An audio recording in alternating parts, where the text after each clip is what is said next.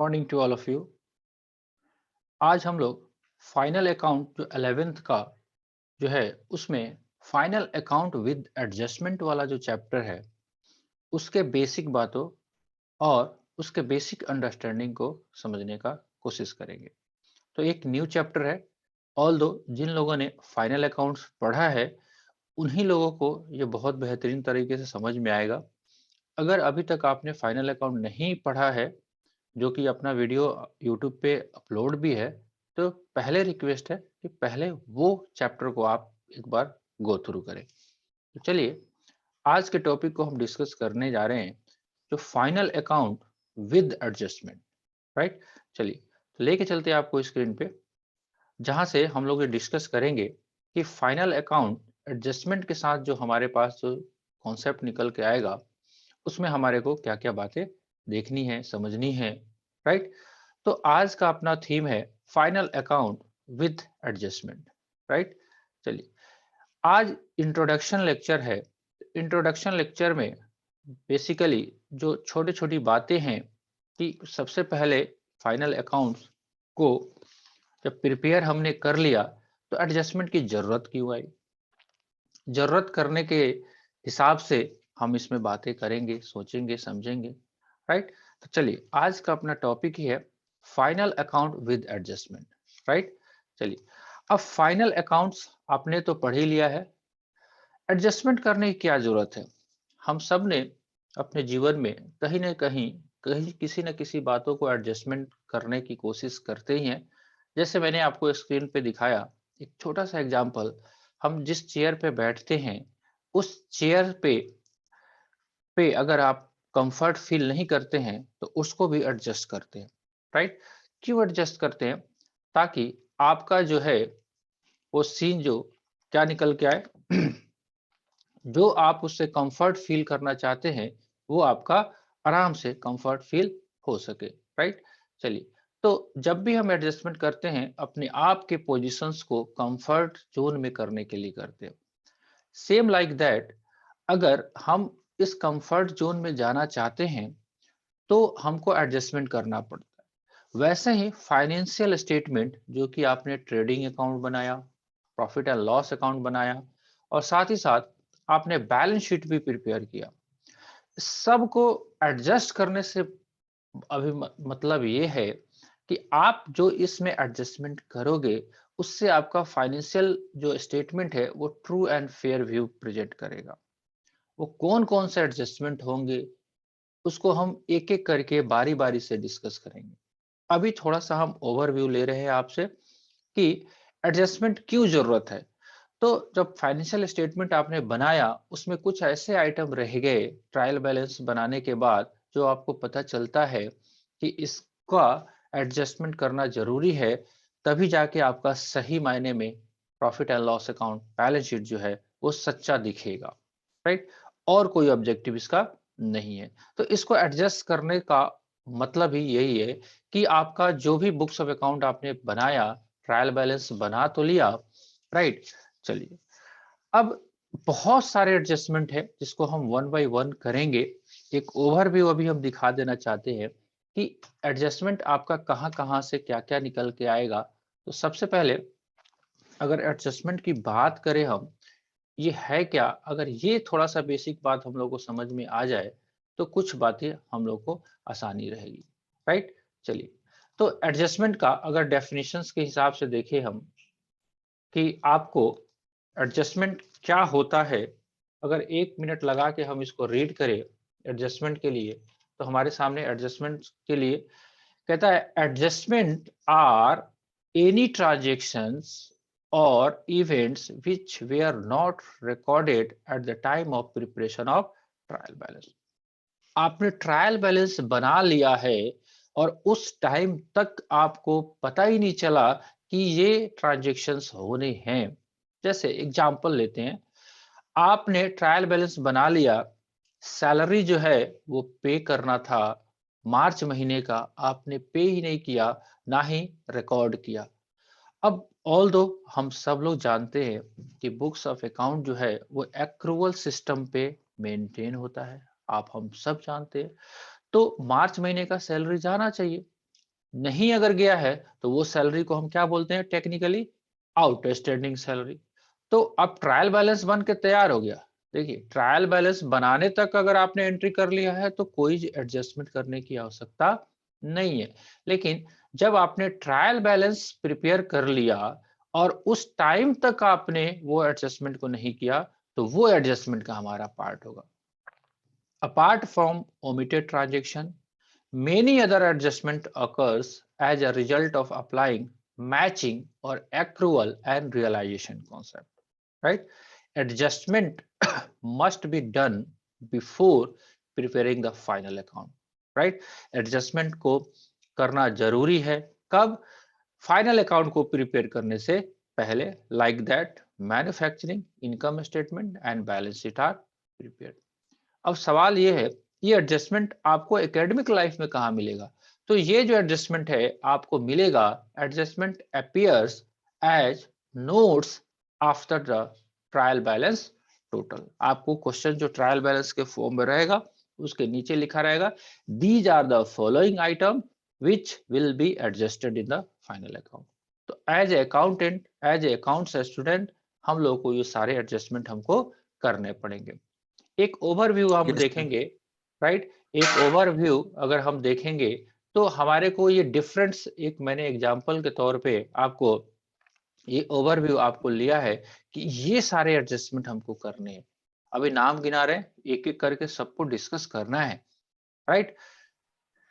Conceptually अगर आप बात करें, एडजस्टमेंट जो है क्या क्या आएगा? एक तो क्लोजिंग स्टॉक का भी आ सकता है, आउटस्टैंडिंग एक्सपेंसेस के आएंगे, प्रीपेड एक्सपेंसेस के आएंगे, इनकम रिसीव्ड इन एडवांस के आएंगे, income receivable, depreciation, interest on capital, interest on drawing, interest on loan, interest on investment, insured goods, destroyed, damage, stolen and insurance claim admitted, right?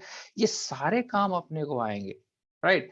लेकिन इन सारे कामों में जो basic concept ये रहेगा हमारा कि ये सारे जो काम हमारे को करने हैं, ये सारे काम तो करेंगे ही साहब, लेकिन साथ ही साथ हम लोगों को क्या करना पड़ेगा? एक काम पक्का करना पड़ेगा, वो ये कि हमारे को कॉन्सेप्चुअली ये डेवलपमेंट लेना पड़ेगा कि हम जो करने जा रहे हैं इसमें, इसका इम्पैक्ट क्या पड़ने वाला है, राइट? चलिए, तो हम इसी सिलसिले को बढ़ाते हुए अब आपको स्क्रीन बोर्ड पे लेके चलना चाहते हैं, और जहां से हम कुछ आपको कॉन्सेप्ट को वन बाय वन डिस्कस करेंगे, राइट? चलिए, तो अब पावर पॉइंट को अभी हम क्लोज कर रहे हैं, राइट? एक बेसिक आइडिया मैंने देने का कोशिश किया कि आपका फाइनल अकाउंट्स में जो एडजस्टमेंट्स जो हम करने जा रहे हैं, उसका क्या-क्या हमारे को ट्रीटमेंट करना पड़ सकता है, राइट? ठीक है जी। चलिए, तो हम वन बाय वन एक-एक कॉन्सेप्ट को हम डिस्कस करेंगे। आपको न्यू स्क्रीन हम शेयर कर रहे हैं। जो आपका चैप्टर है उसको बेस में लेते हुए, राइट? चलिए, तो बेसिक कॉन्सेप्ट ये है कि अगर आपने फाइनल अकाउंट्स वाले टॉपिक को डिटेल्स में नहीं किया होगा, तो एडजस्टमेंट तो जाहिर सी बात है आपको समझ में तो आने नहीं है, राइट? तो हमने किया है आसानी से, जितना भी समझ में आया हो, अगर मान लेते हैं 90% आया, 70% आया, जो भी समझ में आया, आया तो सही, राइट? तभी जाके ये चैप्टर में बात बनेगा। 2-3 चीजें आपको ध्यान में रखना है, वो क्या-क्या है आप देखेंगे। देखिए, एक तो हम पढ़ने जा रहे हैं final account with adjustment, right? Final account with adjustment. तो असली आपका नॉलेज जो टेस्ट होगा वो इसी चैप्टर में होगा कि अभी तक आपने जितने भी अकाउंटिंग टर्मिनोलॉजी को पढ़ा है, सोचा है, समझा है, उसमें इसका प्रॉपर टेस्टिंग आपको मिल जाएगा।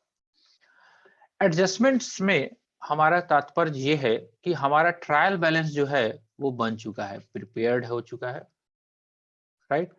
लेकिन फिर भी कुछ आइटम हमारे रह गए, उसी को हम बोलेंगे एडजस्टमेंट, राइट? एडजस्टमेंट हमको कहाँ मिलेगा? एकेडमिक लाइफ में जो क्वेश्चंस आपको रहेंगे, क्वेश्चंस जो रहता है ट्रायल बैलेंस के फॉर्म में, उसके नीचे नोट्स में ये सारे आइटम लिखे रहेंगे, राइट? सबसे इंपॉर्टेंट काम ये करना है कि जितने भी एडजस्टमेंट होंगे, ये एकदम रामबाण है और समझिए टोटका है। जितने भी एडजस्टमेंट है उनका इम्पैक्ट जो है, अगर ट्रायल बैलेंस अगर बन चुका है तो इसका इम्पैक्ट ड्यूअल प्लेस पे पड़ेगा। कम से कम दो जगह तो पक्का पड़ेगा। वो दो जगह में से एक जगह ट्रेडिंग भी हो सकता है, दूसरा जगह पीएल भी हो सकता है, या वो बैलेंस शीट भी हो सकता है।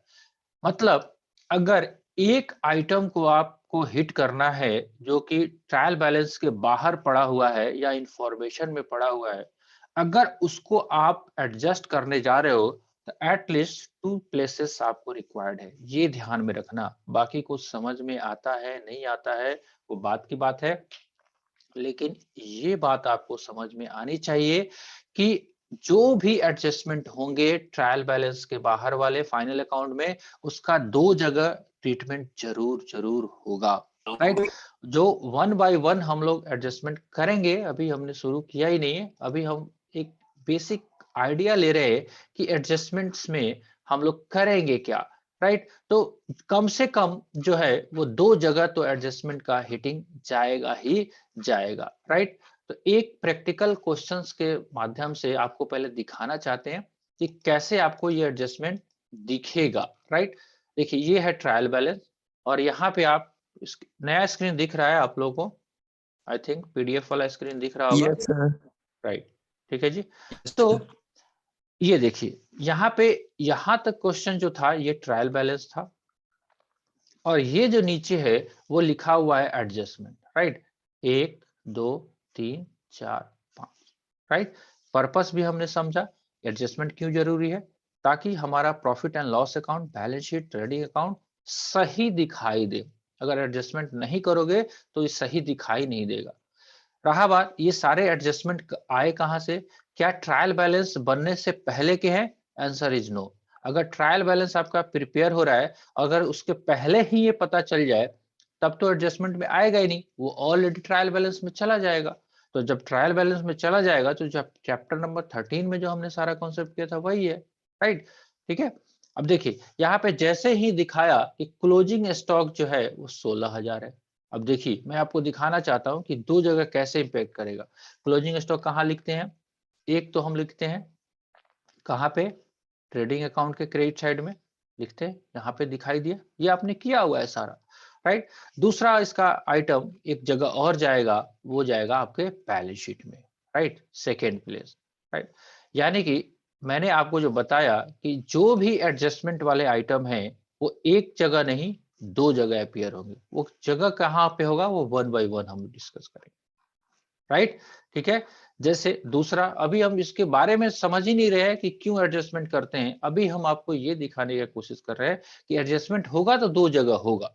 देखो वेजेस है 2000 एंड सैलरी है 1200 आर आउटस्टैंडिंग। आउटस्टैंडिंग वर्ड बहुत अच्छी तरह से समझते हैं, ऐसा एक्सपेंडिचर जो कि अनपेड है, खर्च हो चुका है, पे करना बाकी है।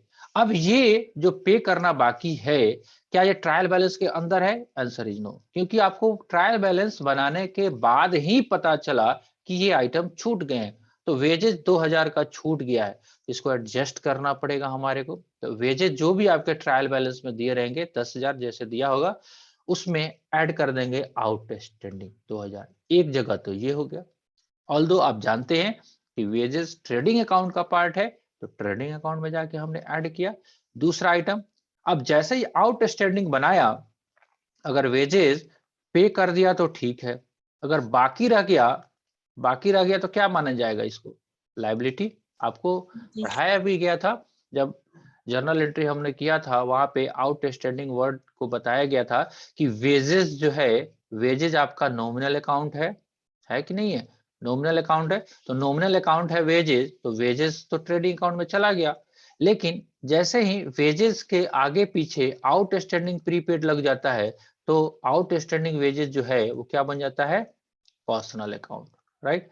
अब पर्सनल अकाउंट भी मैंने आपको बताया है कि पर्सनल अकाउंट बैलेंस शीट में जाएगा। अब ये लायबिलिटी है, भाई वेजेस देने हैं तो बिजनेस के लिए लायबिलिटी है, मतलब लोन हो गया एक तरीके से।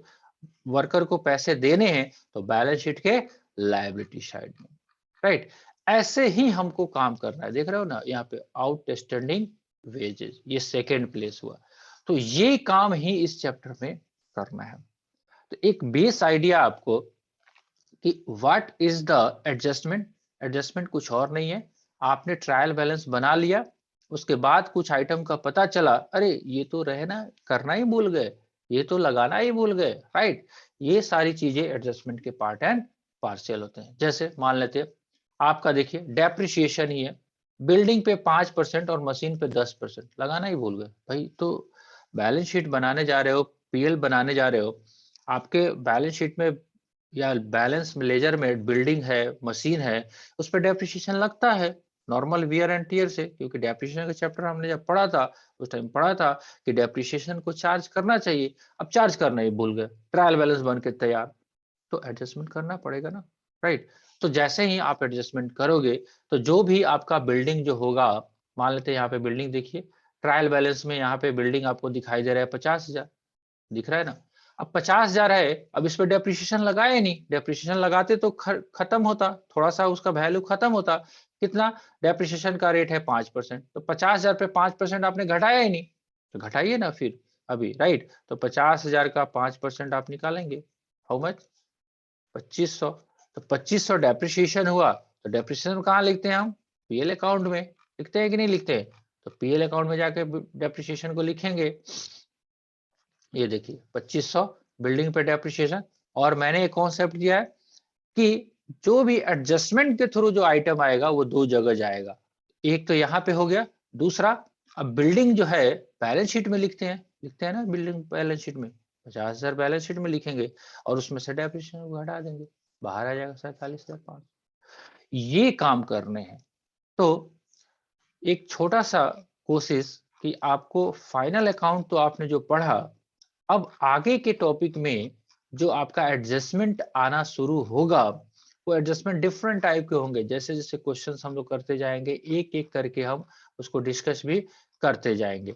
वो सारे आइटम को आपको डिस्कस करने हैं वन बाय वन। तो मेरा एक कोशिश कि क्यों एडजस्टमेंट किया जाता है वो पहले मैंने डिस्कस किया। आपके क्वेश्चन बुक का एक शॉर्ट क्वेश्चन भी देखते हैं, शायद इससे आपको पता चल जाए। देखिए कहता है what is the necessary to doing adjustment, क्यों जरूरत है एडजस्टमेंट करने का। Give 4 adjustment entry with their explanation, क्यों जरूरत है, राइट। तो नेसेसिटी ऑफ डूइंग एडजस्टमेंट, क्यों जरूरत है भैया। तो मैंने अभी सारा ये गला फाड़ फाड़ के चिल्लाया, आपको बताया to ascertain true net profit और लॉस ऑफ द बिजनेस। भाई हमको सही और सच्चा प्रॉफिट एंड लॉस अकाउंट चाहिए। तो जो बुक्स में हमारी गलतियां रह गई हैं तो क्या उसको हम ठीक नहीं करेंगे, एकदम करेंगे। तो हमको सही प्रॉफिट एंड लॉस अकाउंट चाहिए, राइट। हमको सही फाइनेंशियल पोजीशन चाहिए, भाई फाइनेंशियल पोजीशन का मतलब balance sheet, right. And to make a record of transaction omitted from the books, जो ट्रांजेक्शंस आपके छूट गए हैं, रह गए हैं, उसको हम रिकॉर्ड करेंगे। तो एडजस्टमेंट की क्या जरूरत है वो हमको पता चले, राइट। अब इसी सवाल में आपसे पूछा कि कम से कम 4 एडजस्टमेंट एंट्री को आप बताओ, एक्सप्लेन करो। तो जो अभी हमने डिस्कस किया, एक है हमारा outstanding wages, outstanding salary, prepaid भी हो सकता है, राइट, डेप्रिसिएशन भी हो सकता है, ये सारे अभी हमने डिस्कस किए। तो ये सारा काम रहेगा। अब आज आपसे ज्यादा एक्सपेक्टेशन नहीं है, आज आपको करना क्या है, इस चैप्टर के थ्योरी पेजेस को पढ़ने हैं, राइट। मैंने जो डिस्कस किया ये सारी बातें आपकी किताब में लिखी हुई है, आप जब पढ़ोगे तो आपके ये सारे आइडियाज आपको पता चलेंगे कि ये काम करना है, राइट। और दूसरा काम, केवल केवल एग्जाम्पल नंबर 1 कोशिश यस करेंगे, सर। नहीं होगा हम उसको फिर से बोर्ड पे लेके आके हम डिस्कस करेंगे। लेकिन ऐसा भी नहीं है कि नहीं होगा, बहुत कोई रॉकेट साइंस नहीं है। जो थीम है अगर वो समझ में आ जाए इस चैप्टर का, 2 काम क्या, एक तो आपका ट्रायल बैलेंस बन चुका है और बनने के बाद आपको पता चला ओह ये तो काम किया ही नहीं, बस पहला चीज। दूसरा, जब एडजस्टमेंट करोगे तो 2 जगह कम से कम हिटिंग होगा, वो कहाँ कहाँ होगा, वो उसका एप्लीकेशन हम लोग धीरे धीरे कॉन्सेप्चुअली डेवलप करेंगे, राइट। आपको ये सोचना है कि एक जो अकाउंट अगर नॉमिनल है तो या तो ट्रेडिंग में जाएगा या पीएल में जाएगा। अगर पर्सनल रियल पे हिट करता है तो बैलेंस शीट में जाएगा। इतना काम आप करिए आज, राइट। जो भी धूल मिट्टी जमा होगा वो सब धीरे धीरे साफ होगा, एक दिन का तो काम नहीं है। इसमें आपका ब्रेन का वाश तो होगा जरूर, वन बाय वन जैसे जैसे क्वेश्चन से हम बढ़ेंगे, क्योंकि प्रीवियस चैप्टर में हम लोगों ने केवल फाइनल अकाउंट एकदम नॉर्मल वाला पढ़ा। ये अलग से चैप्टर इसलिए बनाया गया है कि ताकि आपका थोड़ा सा आईक्यू लेवल को चेंज किया जाए, राइट। तो आई थिंक आज इतना काफी है, राइट। कल के यस सर। लेक्चर में जब हम लोग मिलेंगे समय से हिसाब से, है ना, अगर आपके समय पे नींद खुलते हैं तो और भी चर्चाएं की जाएगी। फिलहाल के लिए इतना काफी है। आपको जो होमवर्क दिया गया है कि आपको आज फाइनल अकाउंट विद एडजस्टमेंट जो चैप्टर नंबर 14 होगा आपके बुक में, वहां से आप उसको 2-4 पेज जो है इलस्ट्रेशन नंबर 1 के पहले तक के सबको 2 बार रीड कर लेंगे। बस समझ में आता है नहीं आता है, अगर पढ़ने के दौरान में कुछ थ्योरेटिकल पॉइंट में भी अगर प्रॉब्लम होता है वो भी हम लोग डिस्कस करेंगे, और एक इलस्ट्रेशन आपको करना है, बाकी कल देखेंगे, राइट। ठीक है, क्लास को हम एंड कर रहे हैं। कल की क्लास में फिर से हम आपसे मिलेंगे। Bye bye.